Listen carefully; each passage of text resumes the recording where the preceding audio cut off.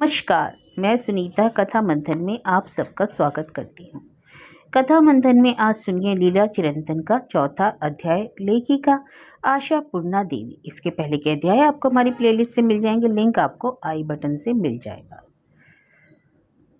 आहा, क्या ही अच्छा होता आशीन डॉक्टर अगर कलकत्ता नहीं आते और हमेशा के लिए जबलपुर में ही रह जाते। पता नहीं क्या बात हो गई कि कलकत्ता में कुंडली मारकर बैठ गए। यह ठीक है कि इसी शहर में धर्मतल्ला के आसपास उनका कोई पुश्तैनी मकान है और उनके भाई और नाते रिश्तेदार रहते हैं। कलकत्ता आकर आशीन डॉक्टर पहले यहीं रुके, इसके बाद धर्मतल्ला में ही एक स्याही पुता चैम्बर खुलकर बैठ गए और उसी घर की चौथी मंजिल पर बने फ्लैट में अपनी गृहस्थी फैलाकर जम भी गए।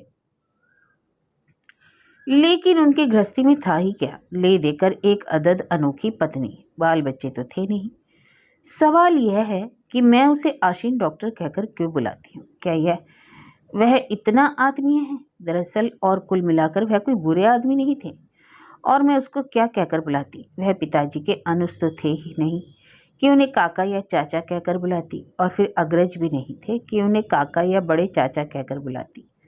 हाँ, एक अनहोनी सी घटना जरूर थी कि वह यह कि पिताजी और उनके इस ममेरे भाई की जन्म तिथि, यानी कि दिन, महीना और साल एक ही थे। कहने का मतलब यह है कि एक ही घड़ी में दो आत्मीय घरों में एक ही दिन विशेष में दो पुत्र रत्नों का आविर्भाव हुआ। तब वह घटना जब घटी थी तब घटी थी। इस संसार में पलक झपकते पता नहीं कितने लोग जन्मते हैं, मरते हैं। किसी के साथ किसी का साथ संग मिल भी जा सकता है, इससे भला क्या आता जाता है।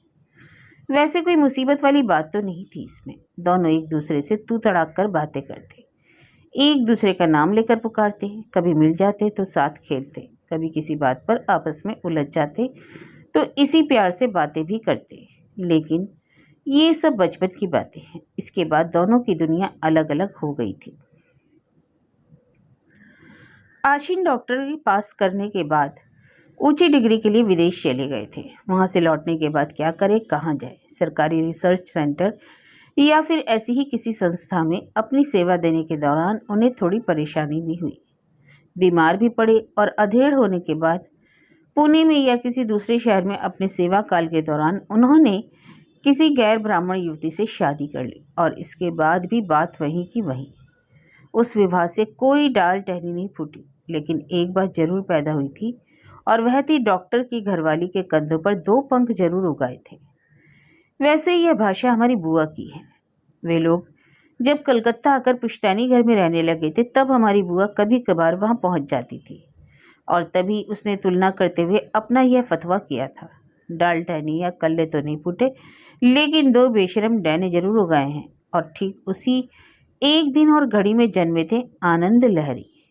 उसने भी लगभग एक जैसी तैयारी से बीए और एमए की परीक्षाएं पास की। एमए में पढ़ते पढ़ते ही एक मित्र की बहन से कुछ ऐसा प्रेम हो गया कि उसी में डूबने तिरने लगे। उसी मित्र की जान पहचान वाले एक दलाल की सहायता से केंद्रीय सरकार की एक अच्छी खासी नौकरी का जुगाड़ भी बिठा ली, और एमए की परीक्षा कर ठेंगा दिखाकर विवाह मंडप पर जा बैठे।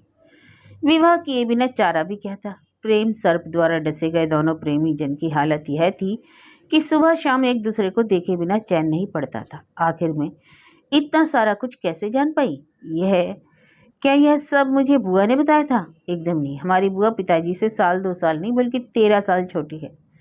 पिताजी जब प्रेम के सागर में आकंठ डूबे पछाड़े खा रहे थे, तब बुआ एक भोली भाली बालिका थी। हमारे पूजनीय दादाजी अपने इकलौते पुत्र रतन के साथ बड़े सुख और आनंद में दिन काट रहे थे। लंबा चौड़ा घर दलान बनवाया था और गाड़ी अब खरीदूंगी, तब यही सोच रहे थे कि सपना बिखर गया। अचानक एकदम ठंडे पड़ गए। काफी सालों के बाद एक और संतान को पृथ्वी पर लाने की तैयारी में अपने जीवन का प्रकाश खो बैठे। जब तक बुआ इस धरती पर कदम रखती, हमारे दादाजी ने रोग शैया पकड़ ली और अपनी शिशु संतान को अनाथ छोड़कर वे चित्ता शैया पर लेट गए।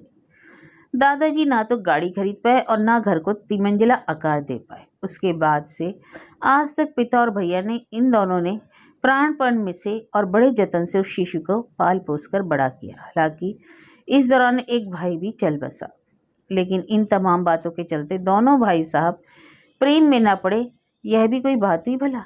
इसलिए प्रेम में पड़ना और पगना तो था ही। और चाहे जो भी स्थिति हो। यानी प्रेम के फंदे में फंसकर आदमी पर किस कदर बेवकूफ़ी का ठप्पा लग जाता है, वही हुआ जो होना था। इसलिए एक ही शहर में दोनों एक दूसरे को बेहिसाब चिट्ठियां लिखते रहे। इसके बाद दोनों यहाँ वहाँ ना जाने कहाँ कहाँ खूबसूरत तस्वीरें भी खिंचवाते रहे। और वह कावेरी देवी सिर से पांव तक परले दर्जे की बेवकूफ अपनी डायरी में तत्कालीन मनोभाव को छंदों में व्यक्त कर बैठी। फिर इसके बाद साहस जुटाकर दोनों ने शादी की और कुल 3 संतानों को जन्म देने के बाद अपनी अपनी दुनिया में मस्त हो गए। उनकी बेवकूफ़ियों के वे तमाम दस्तावेज पर छत्ती पर सीढ़ियों के पास बने कबाड़ खाने में पड़े हैं।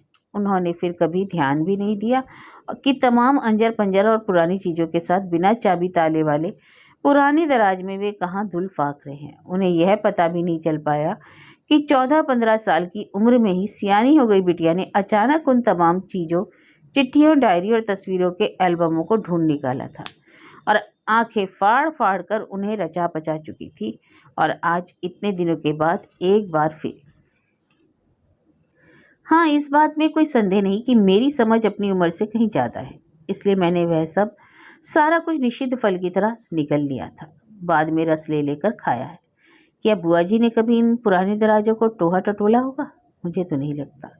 अगर हाँ, तो वे क्या सारी चीज़ें वहाँ उसी तरह पड़ी रहती? आश्चर्य है। अपनी 24 साल की कुमारी उम्र तक बुआ ने एक छोटा मोटा प्रेम तक नहीं किया और मात्र एक अदद घरवाली और घनघोर गृहस्थन बनकर रह गई। हो सकता है बचपन में ही मात्र हीना हो जाने पर और एक पुरुष शासित संसार में पलने बढ़ने के कारण कोई भी लड़की ऐसी ही बन जाती है। उसके लिए घर संसार ही सबसे बढ़कर होता है। पिताजी भी घर गृहस्थी से जुड़ी और इससे के लिए जरूरी बातें ज़्यादातर बुआ से ही किया करते थे। ठीक वैसे ही जैसे कि बारिश के दिनों में 2 तल्ले की छत से बहुत ज़्यादा पानी रिसता है, इस बारे में क्या किया जाए? या फिर पानी वाले पंप से अब सिर्फ शोर होने लगा है, इसे बदलना चाहिए कि नहीं? ऐसी ही बात। मैं अपनी बुआ की तरह तो कोई अभागन थी नहीं और यही वजह थी कि मुझे बचपन से ही अपनी समझ बढ़ाने में कोई परेशानी नहीं हुई। भैया भोला भाला है, वह ऐसी बातें ताड़ नहीं पाता, लेकिन मैं बहुत जल्द समझ गई थी कि पिताजी और माँ में जो रोमांस रहा है, मैं उसे अपने हृदय में भी रचा बसा चुकी हूँ। कुछ और बड़ी हो जाने पर उन दोनों को एक साथ देखने पर यही जान पड़ता है कि यह तो मानो सिनेमा वाली रोमांटिक और हिट जोड़ी है। बातों में अहम भाव, हंसी मजाक के दौरान रोशनी की चिलक और आंखों की पुतलियां नचाकर मतलब जता देना, यह सब मैं बहुत पहले से ही जान गई थी। इसलिए मैं भी देवदास की पार्वती या पारो या फिर परिणीता की ललिता की तरह देर सवेर अपने लिए अगर कोई मनपसंद संगी का जुगाड़ कर भी लूं तो इसमें हैरानी की कौन सी बात है। और अगर मैं बगैर चाबी ताले वाले पुराने दराज से माँ और पिताजी के प्रेमकालीन हवाई उड़ाने भरते अरमानों के वे दस्तावेज हासिल भी कर लूं, हथिया लूं, तो इसमें कोई आश्चर्य नहीं। तस्वीरों का एल्बम देखकर मुझे बड़ी हंसी आई थी। इस रोमांटिक जोड़ी की तब कैसी छप-डब अनहोनी तैयारी थी और डायरी के एक एक पन्ने पर दिल की धड़कती आहों और अरमानों की बाढ़। आज के ज़माने में वैसी आहों के आसपास कोई फटक भी पाएगा भला? तो भी ले देकर एक बात तो जरूर मन में आई थी और वह यह है कि उस जमाने में भी वैसा ही बहुत कुछ था जैसा हमारे साथ है। नक्षत्र के लिए मैं एक और जिस तरह आंखें बिछाए रहती हूँ, आहें भरा करती हूँ और दूसरी ओर उसके आने पर उसे कोई भाव नहीं देती, जैसे कि उसके ना आने से मुझे कोई फर्क नहीं पड़ता। मेरी माँ भी ठीक ऐसे ही किया करती थी। चिट्ठियाँ पढ़कर तो यही जान पड़ता है। कभी कभार उन प्रेमी युगल के बीच गलतफहमी भी पैदा हो जाया करती थी और तर्क वितर्क का तूफान भी उठ खड़ा होता था। मेरी तरह माँ को भी रात में ठीक से नींद नहीं आती थी। मेरे पिताजी भी एकदम इस नक्खा की तरह ही थे। ठीक दूसरे ही दिन जी को रिझाने वाली बातें सुनाने को हाजिर। हालांकि रौब यह गालिब किया जाता है कि कोई खुशामद नहीं की जा रही, कुछ इस तरह की कल जो कुछ हुआ वह कुछ था ही नहीं। पिताजी भी नक्षत्र की तरह किसी न किसी बहाने हाथ को छू लेने के उल्टे सीधे बहाने ढूंढा करते थे। है ना हैरानी की बात? हाँ, यह रहा माँ की ही डायरी में लिखा। उस भले आदमी को बहलाते रखना या परे रखना मेरे बस की बात नहीं। मैं उससे इतनी बार कहती हूँ, अरे बाबा, कुछ दिनों के बाद सब कुछ तुम्हें सौंप दिया जाएगा। फिर इस सामान्य सी चीज़ के लिए इतने तावले क्यों? कहते हैं ना, निषिद्ध फल ज़्यादा मज़ेदार होता है। यह स्पर्श या छुअन और कुछ नहीं, स्वभावगत चंचलता है। नहीं, तब मेरी माँ मेरी तरह इतनी कम उम्र की नहीं थी। माँ तब साड़ी पहना करती थी, कॉलेज जाती थी। इसलिए माँ की भाषा में एक तरह की गंभीरता थी। एक पन्ने पर सिर्फ एक ही वाक्य लिखा था, इतना सुख, सुख का इतना बड़ा खजाना मैं कहाँ रखूंगी भला। दूसरे ही पन्ने पर लिखा है, मैं धीरे धीरे हारती जा रही हूँ, हिराती जा रही हूँ, अपने आप को भी खो बैठी हूँ। पहली बार मैंने जब यह सब पढ़ा तो अंदर ही अंदर अदम्य जिज्ञासा का भाव जागा था और इसके साथ ही मारे डर के रोंगटे खड़े हो जाया करते थे। लेकिन अब आज अचानक उन पन्नों को निकाल कर पढ़ते हुए मैंने माँ की डायरी को तकिए के नीचे छिपा दिया और उस पर औंधी पड़ी फफक फफक कर रो रही हूँ। यह रुदन माँ के लिए नहीं, अपने लिए है। मैं अच्छी तरह जानती हूँ कि यह सिर्फ अपने लिए है और यह अच्छी तरह समझकर कहीं माँ की तरह मेरे ही सारे जमे जमाए सुख मुझसे मुंह ना फिरा लें। पिताजी के हाथ की लिखी एक चिट्ठी अभी मेरे सामने है। इसमें लिखा है, एकदम असंभव है। अगले 3 महीनों तक तुम्हारे बिना रह पाना कतई संभव नहीं। सावन के महीने में भले ही मूसलाधार और किचकिची बारिश हो, लेकिन इसी महीने किसी भी तरह हमारी शादी हो जानी चाहिए। अगर ऐसा नहीं हुआ तो सारे पोती पतरे 3 महीने तक लगातार नो परमिशन कहकर तर्जनी दिखाते रहेंगे और मुझे धमकाते रहेंगे। और उसी सावन में ही उनकी शादी हो गई थी, जिसके मुझे हजारों उदाहरण मिले। यह रही उस समय की शादी की चिट्ठी, शादी की शुभाकांक्षाएं और फिर साल दर साल विवाह वार्षिकी का उत्सव। उनका विवाह पूर्णिमा के दिन संपन्न हुआ था और इसे लेकर खासा उत्साह था। यानी धूमधाम और चमक दमक की बातें करने पर जैसा समझा जाता है वैसा हरगिज नहीं। इसमें बाहरी लोगों को बुलाकर कुछ नहीं किया जाता था। हम सब घर में ही खूब अच्छा खाना बनाकर खाते पीते। घर को अच्छी तरह सजाया संवारा जाता। दरवाजे और खिड़कियों के लिए बने पर्दे करीने से लगाए जाते। सोफे पर नया कवर चढ़ाया जाता। यहाँ वहाँ फूलों की लड़ी सजाई जाती। माँ कोई सुंदर सी साड़ी पहनती और पिताजी भी पीछे नहीं रहते। नया पजामा और कुर्ता कड़क और चकाचक इस्त्री किया गया और इन सारी तैयारियों में 2 बड़ी और दोहरी मालाएं सबकी आंखों से बचाकर माँ और पिताजी के शयन कक्ष में रखी जाती। भले ही वे मालाएं न दिख पड़े, लेकिन वे अनजानी थोड़ी ना होती हैं। जूही के ताजे फूल अपनी खुशबू बिखेरते हुए अपनी उपस्थिति जता देते थे। मैंने यह भी देखा है कि तब बुआ हंसती थिरकती माँ के पास जाती और कहती, तुम किसी भी तरह लाज शर्म मत करना बच्चा और रत्ती भर नहीं झिझकना। और अगर ऐसा है तो फिर आपस में माला बदल लेने में क्या बुराई है। हम यह देखकर अपनी आंखें तो जुड़ा लें। माँ ने कहा, तू तो एकदम बुढ़िया किसी बातें कर रही है। तेरे भैया तो तेरे से 13-14 साल बड़े हैं, मैं भी कुछ कम बड़ी नहीं। इसमें भला क्या आता जाता है। रिश्ते नाते में तो तुम मेरी ताई जी तो नहीं हो। इससे बेहतर सजावटी भाषा से की उम्मीद बुआ को से नहीं की जा सकती थी। लेकिन यह सब क्या अब भी हो रहा है? ऐसा कहा जा सकता है?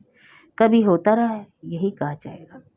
पिछले 2 सालों से माँ और पिताजी की विवाह वार्षिकी का आयोजन नहीं हो रहा है।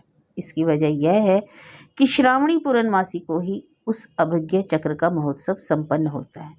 इसलिए उसी दिन नए शिष्य और अनुरक्त भक्तजन वहां आमंत्रित किए जाते हैं। जैसा प्रबंध वैसा आनंद। उस अनुष्ठान के उत्साह और उत्तेजना के कारण पिताजी अपने घर का उत्सव और आनंद भुला बैठे थे, या फिर इसे भूले जाने का अभिनय कर रहे थे। अगर इसे याद रखा तो फिर आयोजन का भार उठाना होगा। मुझे तो ऐसा ही लगता है कि काम का बहाना बनाकर दूर दूर भागते रहे, नज़र चुराते रहे और माँ ने भी इस बात को याद दिलाने की कोशिश नहीं की। बुआ जी ने अपनी तरफ से रसोई घर में कोई खास पकवान बनाने की तैयारी की थी, लेकिन वह भी उखड़े मन से। तो भी बुआ के मन में जो उत्साह है, उसी में रसोई घर में थोड़ी सी रौनक आई। यानी कि बुआ ने तो उस दिन को भुला देने का नाटक किया। वह मुझ जैसी तेज तर्रार तो नहीं, जितनी कि मैं इस कम उम्र में हूँ, लेकिन उसे बेवकूफ़ तो नहीं कहा जा सकता। लेकिन बुआ की वह सारी तैयारी धरी की धरी रह गई और टाई टाई फिस। पिताजी उस अनुष्ठान में चले गए थे और माँ के पेट में असहनीय दर्द शुरू हो गया था। उसने कुछ भी नहीं खाया पिया। खैर, यह तो 2 साल पहले की बात थी। इसी तरह करवटें बदलते बदलते मैंने 2-1 चिट्ठियाँ और उठा ली थी और उन्हें पढ़ते हुए मेरी आंखें भर आई। पता नहीं कब माँ के जन्मदिन पर ही पिताजी को दफ्तर के काम से दूर जाना पड़ा था और इस बात पर अफसोस जताते हुए पिताजी द्वारा एक लंबी सी चिट्ठी लिखी गई थी। वह आदमी जो आज 16-17 साल के बच्चों का बाप है और विवाहित जीवन के 20 साल बीत जाने के बावजूद लोगों द्वारा आज भी रोमांटिक जोड़ी वाली भूमिका में याद किया जाता है। पता नहीं कैसे भाई की बीवी के मोहजाल में पड़कर सिर से पांव तक बदल जाने के बाद अब एक भगौड़े की भूमिका में पहुंच गया है।